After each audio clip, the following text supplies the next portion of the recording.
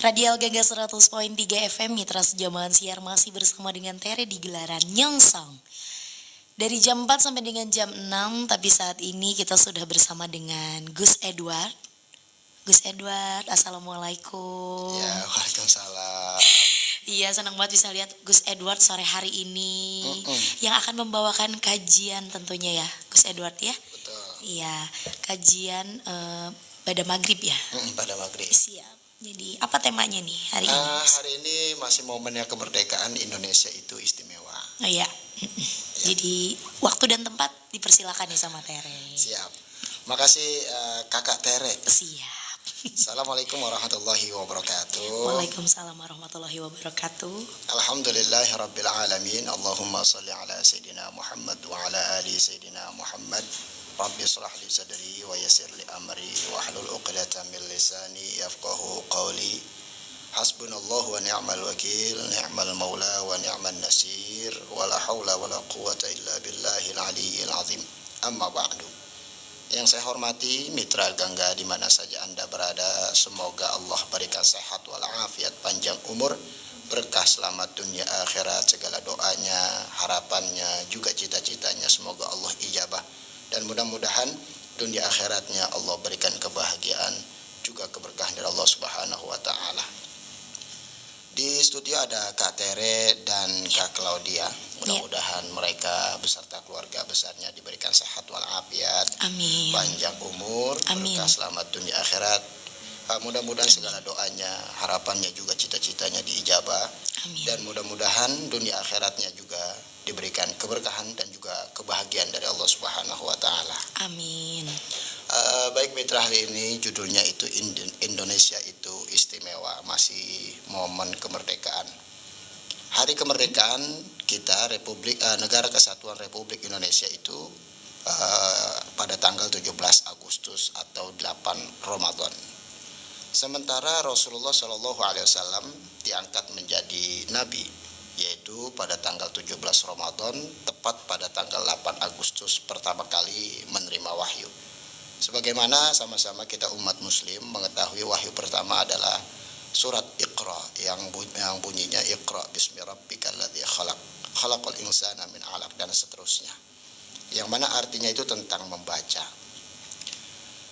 Tanggal 17 mengisyaratkan 17 rakaat sholat wajib yang biasa umat muslim dilakukan, yaitu juga mencakup 17 rukun sholat.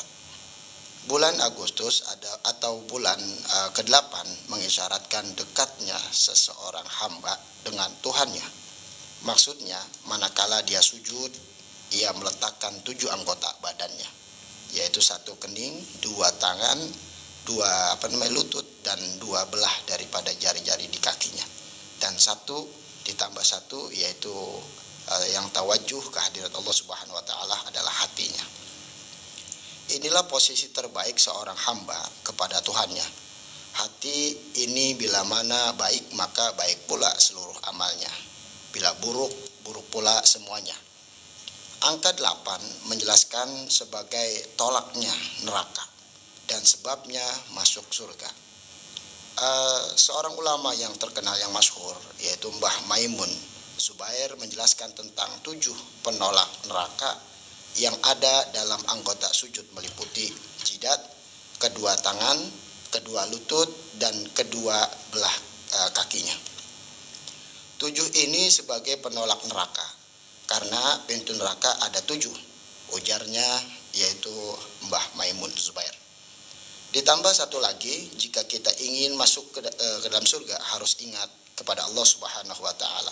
Jadi sujud kita akan percuma, akan sia-sia apabila hati kita tidak menyatu atau tidak yakin kepada Allah Subhanahu wa taala. Jadi jumlahnya genap 8 karena 8 ini merupakan jumlah pintu surga. Tahun 45 itu bagaikan 5 jari, yang mana 4 pilar dan akan sempurna dengan adanya 5. Makanya bisa saja menggunakan jari telunjuk, tengah, manis, dan kelingking. Namun akan sulit jika tidak ada jempolnya, yaitu ibu jarinya. Angka 45 bahwa setiap orang Islam harus membaca syahadat 4 kali. Dan 5 kali. Malam 4 kali maghrib dan isya, yaitu di sholat wajib. Maghrib 2 kali membaca syahadat, tepatnya ada di at-tahiyat, dan isya pun 2 kali. Sedangkan bagian siang termasuk subuh, yaitu 5 kali, subuh, zuhur, dan asar. Subuh 1 kali, zuhur 2 kali, asar 2 kali. Jadi ini menunjukkan bahwa negara Islam itu tidak ada, yang ada adalah negara mayoritas Islam, yakni Indonesia. Pengertian ini Indonesia ini bukan negara Islam, tapi negara mayoritas Islam. Dari perkataan ini sudah berbeda.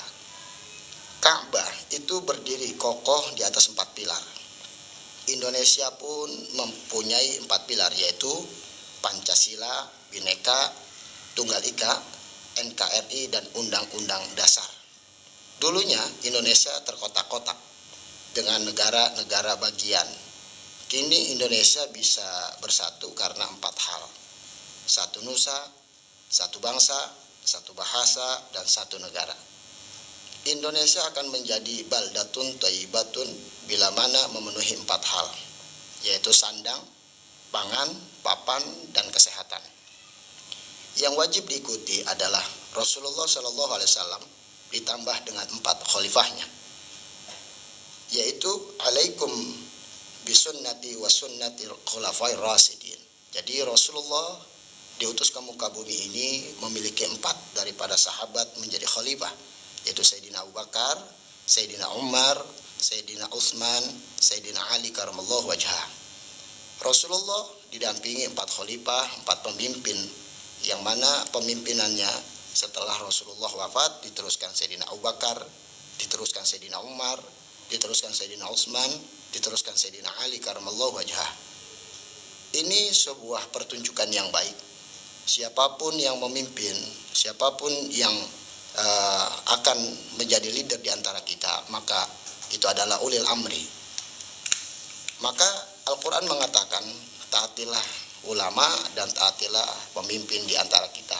Jangan sampai karena beda pilihan, beda coblosan, ketika yang menang bukan pilihan kita, bukan coblosan kita, lalu kita tidak taat kepada dia. Itu namanya kita mendurhakai daripada prinsip kenegaraan, prinsip daripada 1 nusa, 1 bangsa, 1 bahasa, dan 1 negara.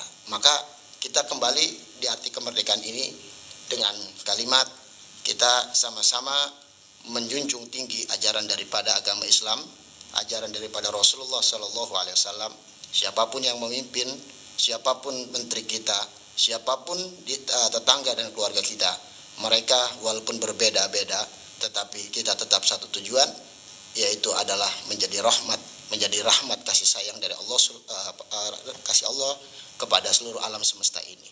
Wallahu a'lam bishawab. Demikian.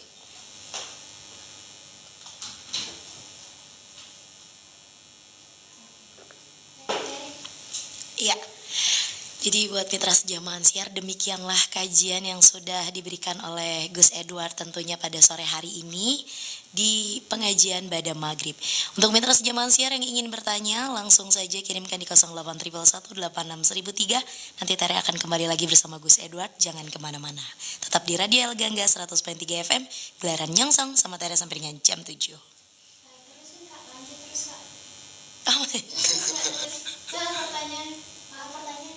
Oh, masih pertanyaan. Oke, baik. Gimana nih? Ada pertanyaan dari mitra sejamaah siar? Silakan kalau ada yang bertanya. Oke. Adakah pertanyaan masih ditunggu? Jadi tadi tentang kemerdekaan ya? Tentang kemerdekaan. Iya. Jadi kalau enggak Tere aja nih yang tanya. Boleh. Mungkin ya. Boleh. Untuk Gus Edward ya. Jadi tadi intinya bahwa negara kita ini, Gus Edward, adalah negara kesatuan yang bukan negara Muslim ya, bukan. Tapi mayoritas Muslim, gitu yang ditangkap. Jadi bagaimana nih tanggapannya mungkin Gus Edward kalau masih ada yang punya pikiran seperti itu gitu, gimana nih? Jadi sudah jelas bahwa para pahlawan, pahlawan kita khusus ya, pahlawan kita itu bukan hanya Muslim, tetapi banyak non Muslim yang berjuang untuk kemerdekaan negara kesatuan Republik Indonesia. Kita garis bawahin, yang mana kita kenal tuh satu nusa, satu bangsa, satu bahasa, satu negara. Itu jelas. Nggak pakai begini, gue mayoritas nih, lu minggir ya, nggak bisa. Emang bahasanya emang negara tanah mak lu kan gitu ya. Emang tanah kong lu kan gitu. Kalau kata orang Betawi emang tanah kong lu. Yang jelas siapapun, kita diajarkan dalam prinsip kenegaraan, prinsip kebangsaan, khususnya di negara Republik Indonesia. Dia berbeda keyakinan, dia berbeda kulit, berbeda ras, berbeda suku, berbeda adat istiadat, bukan yang berbeda itu yang kita jauhin, tapi persamaannya itu kita kenal tuh di Garuda Pancasila tuh. Betul. Bhinneka Tunggal Ika, berbeda-beda, kita tetap ingat harus ada satu tujuan apa? Kita menjadi negara, kan kalau dalam Islam tuh baldatun thayyibatun wa rabbun ghafur, negara yang bagaimana, yang sejahtera, yang makmur, yang saling menghormati, bukan hanya menghormati tapi saling menyayangi. Kalau hormat ya takutnya depan kita doang. Iya, betul. Tapi kalau sayang, walaupun di belakangnya kita tetap tetap saling menjaga, bahkan tidak menghargai, tidak jelek-jelekan gitu ya, menghargai dan lain sebagainya. Inilah yang disebutnya negara satu nusa, satu bangsa, satu bahasa, satu negara. Yang mana umat Islam jangan primitif. Saya bilang jangan primitif. Oh, ini mayoritas Islam, minggir lu. Ya enggak lah. Ingat, negara Republik Indonesia ini selama 79 tahun dimerdekakan bukan hanya untuk orang Islam, dan bukan hanya orang Islam yang merdekakan. Banyak di pelosok-pelosok sana, mungkin orang Hindu, orang Buddha, orang Nasrani dan lain sebagainya. Mereka berjuang dengan keyakinan dia bagaimana bangsa kita ini merdeka bersama-sama, makan bareng, ya menikmati bareng, dan saling menghargai, menghormati, menyayangi bersama-sama. Iya. Cukup sangat jelas dan padat nih. Mudah-mudahan mitra sejamaah siar di rumah juga jadi mengerti ya. Kadang-kadang masih ada aja ya yang punya pikiran primitif. Ada ya, punten nih Gus Edward ya. Apa ya? Karena saya juga memang dididik oleh guru-guru saya, guru-guru Islam lah kan gitu ya. Dididik ini bukan bagaimana memaksa untuk orang percaya dengan saya, ataupun bahasa paling yang jelas itu harus percaya dengan Islam, enggak. Tapi bagaimana sampaikan. Kalau udah disampaikan, mau iya, mau enggak, mau percaya atau tidak percaya, itu urusan mereka kembali. Karena apa?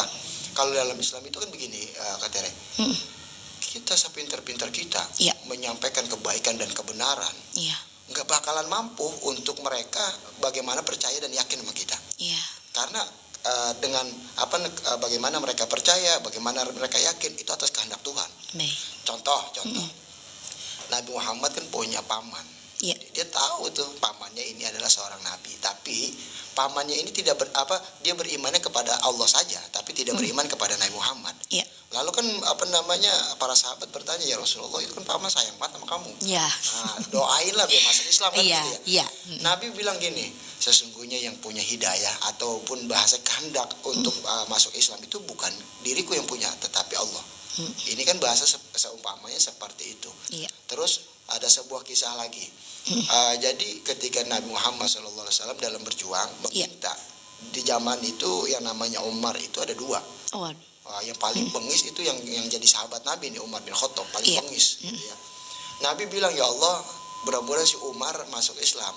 Yang didoakan yang Umar yang kelas bawah, bukan Sayyidina Umar bin Khattab itu yang sangat bengis, bukan yang sangat bengis, bukan. Yang bahasa kasar dalam sejarah Islam itu iblis aja takut sama dia. Waduh, saking bengisnya ya. Tapi istimewanya Nabi nggak minta tinggi tuh, nggak minta muluk lah bahasanya, nggak minta presiden ke rumah saya gitu ya. Mintanya bahasa lurah, ya Allah lurah biar ke rumah saya. Ternyata Allah ijabah, malah presiden yang datang. Itulah, inilah maksudnya apa? Nabi Muhammad memang kekasih Allah, tetapi kehendak hak Allah itu wahid, nomor pertama. Gitu kan. begitu. Siap. Ini mungkin satu lagi mungkin pertanyaan dari Teren ya, mengingat tema kita tentang kemerdekaan nih. Jadi mungkin ini pendapat Gus Edward sendiri, pengertian tentang kemerdekaan dalam konteks ajaran Islam itu seperti apa ini, Gus? Merdeka itu dia adalah kalau dalam Islam, Iya. merdeka dalam agama. Iya. Ya, merdeka dalam agama itu satu, dia yakin dengan Allah, maka dia jalani tugasnya dalam keimanan, misalkan dalam agama Islam. Jalanin. Katakan saya yakin dengan agama Islam, tapi saya mencemooh, melecehkan atau menzolimi, kalimat kasar itu ya. Maksudnya kalimat benar tapi hasilnya kasar, menzolimi. Oke. Agama lain ataupun suku lain, ini berarti dia tidak merdeka. Karena dia itu sedikit atau banyaknya dia itu terhasut atau terbisik dengan setan. Wah. Yang baik tuh gini, dia beriman kepada Allah, lakukan ibadahnya kepada Allah Subhanahu wa taala. Tetapi tugas kita apa? Nabi itu kan diutus ke muka bumi ini. Umatnya Nabi Muhammad harus mengikuti daripada ajaran Nabi Muhammad. Menjadi apa? Rahmatan lil alamin. Rahmat itu kan rahmatan seluruh alam. Jadi rahmat itu adalah memberikan kasih sayang kepada seluruh alam. Contoh, manusia sopan, tapi maaf ini bukan kita bahas dengan jelas kan. Saya masuk komplek, ada anjing dah, saya gebugin, saya mungkin saya sundut dan lain sebagainya. Waduh, ini zolim. Tidak boleh ya? Tidak boleh. Saya merinding ngomong ini. Karena apa? Allah bilang itu makhluk gua. Lalu nyakitin lah, udah terlalu siap-siap gua sakitin. Ini kan jangan begini. Agama Islam bilang memegang anjing lah gitu ya. Ini najis, bukan haram. Najis. Tetapi kalau kita makan, kita konsumsi dalam Islam itu haram kan? Haram, gitu ya? Bukan berarti yang mana najis, yang mana haram kita jolimin. Yang enggak. Kita lihat ini dengan kacamata makhluk, tapi dengan keimanan kepada Allah, ini makhluk Allah. Kecuali dia mengusik kita. Kalau mengusik misalkan ke rumah mulu nih, ya udah kan ada yang punya. Bilang tinggal bilang. Atau tante ini begini-begini, bilang dulu, jangan digebuk aja, jangan disakitin aja. Jangan diracun. Jangan diracun, bener tuh katanya. Banyak itu orang binatangnya. Nggak suka sama binatangnya. Diracun, dikasih mungkin nasi campur ikan, tapi dikasih racun lah gitu ya. Mungkin caranya begitu sehingga mati. Ingat loh, orang itu punya kasih sayang. Yang punya ini punya kasih sayang. Ingat, doa yang terzolimi akan diijabah sama Allah. Nah, doa yang terzolimi ini bukan hanya doanya orang Muslim. Tapi siapapun makhluknya Allah, makhluknya Tuhan, terzolimi akan diijabah. Nah, katakan ada non Islam, dia berdoa dengan Tuhan, dengan keyakinan dia, dengan keimanan dia.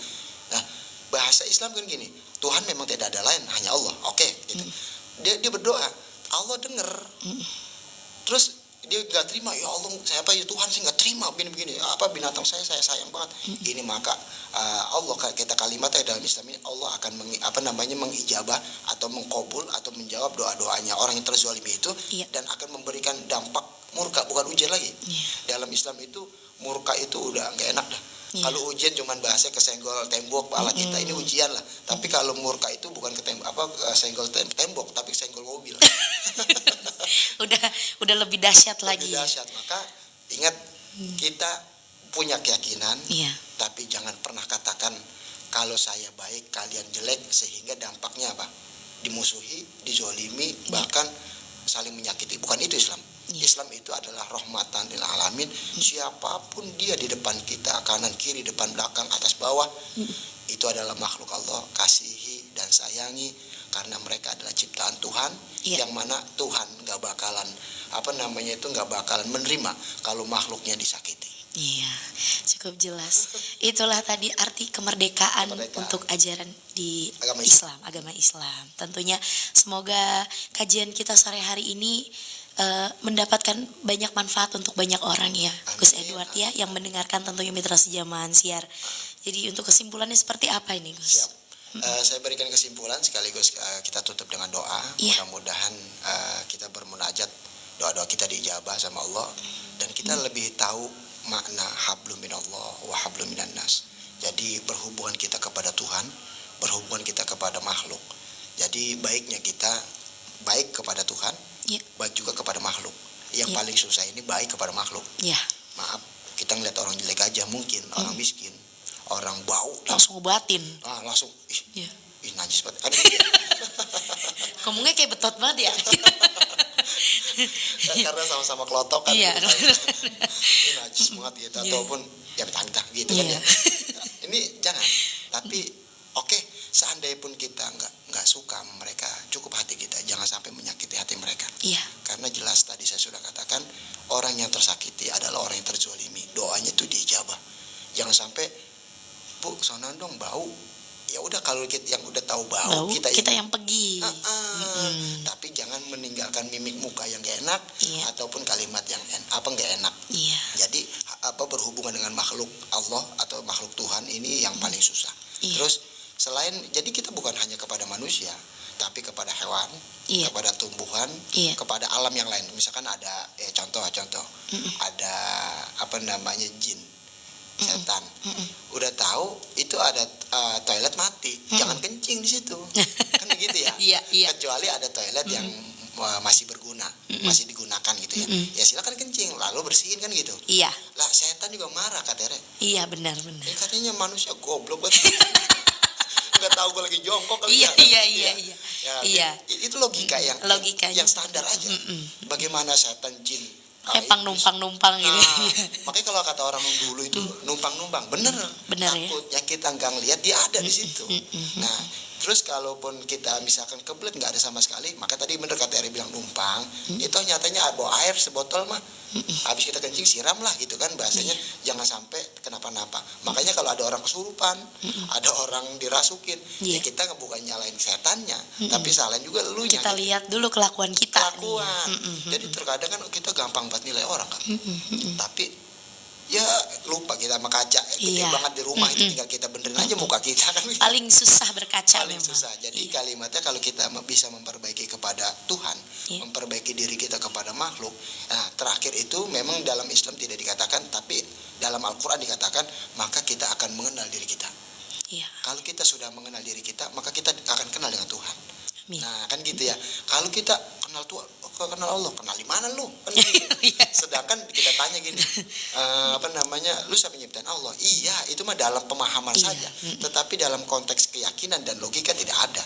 Maka kita berhubungan dengan Tuhan kita perbaikin, dengan makhluk kita perbaikin, maka kita akan mengenal siapa diri kita, apa tugas kita, dan mau kemana diri kita akan bawa. Mari kita berdoa, mudah-mudahan doa-doa kita diijabah oleh Allah Subhanahu Wa Taala, dan hati kita bisa menjadi hati yang dicintai oleh Allah, mendapatkan ridha dari Allah untuk berhubungan kepada Allah, berhubungan dengan makhluk-makhluk Allah, sehingga kita mengetahui siapa diri kita dan kita menjadi rahmat atau kasih sayang kepada seluruh alam semesta ini. Amin. Bismillahirrahmanirrahim. Alhamdulillahirabbil alamin. Allahumma salli ala sayyidina Muhammad wa ala ali sayyidina Muhammad. Rabbana zalamna anfusana wa illam taghfir lana wa tarhamna lanakunanna minal khasirin. La ilaha illa anta subhanaka inni kuntu minadh zalimin. La haula wala quwwata illa billahil aliyyil azim. Rabbana atina fid dunya hasanah wa fil akhirati hasanah wa qina adzaban nar. Wa sallallahu ala sayyidina Muhammadin wa ala alihi wa sahbihi wasallam. Walhamdulillahi rabbil alamin. Assalamualaikum warahmatullahi wabarakatuh.